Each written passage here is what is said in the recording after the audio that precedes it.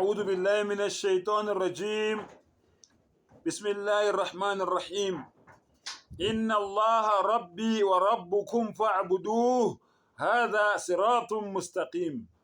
Ngicela Allah angivikele kusathane ongathandwa. Egameni lika Allah onomusa onesihawu. Ngempela uAllah uNkulunkulu wami noNkulunkulu wenu.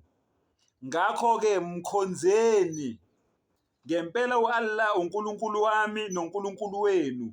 Ngakho ke mkhonzeni. Hadha siratun mustaqim. Lena iyona ndlela yeqiniso. Akuwona amazwi kaMbatha layo, amazwi kaYeshua noma uIsa. Amazwi kaYeshua oyindodana kaMariya.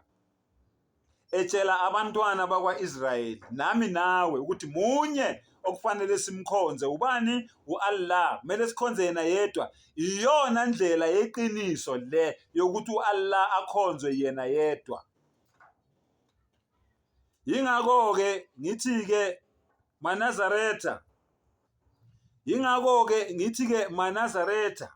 Yingakho ke ngithi ke maKristu. Nawo wonke umuntu ofunda iBhayibheli, uJesu akuyena uYeshua. Umsangano owakhandwa amaRoma, into engekho engakazi bekhona. uJesu akuyena uYeshua. Yingakho enamagama amaningi.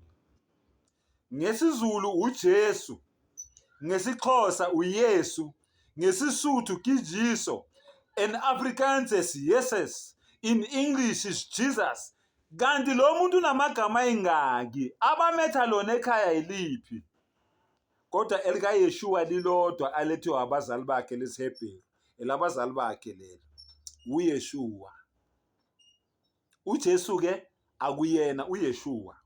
Lalela isizathu ukuthi ngithi why ngithi uYeshua akuyena uJesu. uJesu wayenamanga. Uqamba amanga amahlandla amaningi uJesu. uJesu lalela.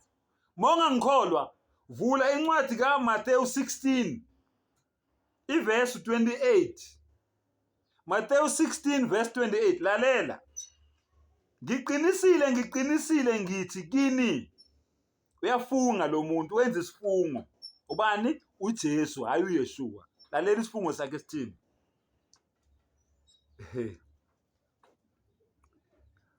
Bakhona abanye kwabemi lapha abangayikuzwa ngempela ukufa.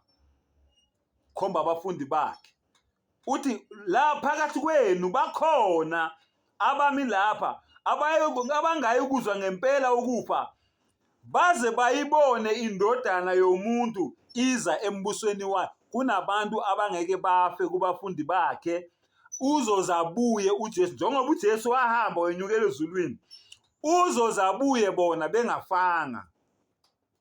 Abanye babafundi bakhe uthi bakhona la phakathi kwenu abangayikufa bengakayiboni indodana yomuntu ezisho yena ibuya iza kuphi embusweni wayo.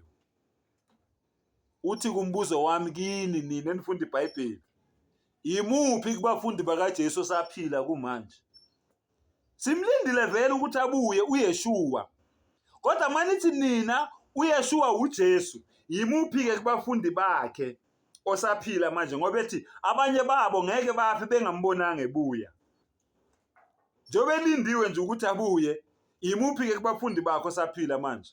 So akuyena ke uYeshua lo, uJesu owakhandwa amaRoma. Yingakho bemqambisa amanga ngoba uYeshua wayengawaqamba amanga, wayesithunywa sikaMdali. Sengathi uMdali ngasivula ingqondo, asivula amehlo sibone iqiniso. Wa akhiru dawana alhamdulillahi rabbil alamin.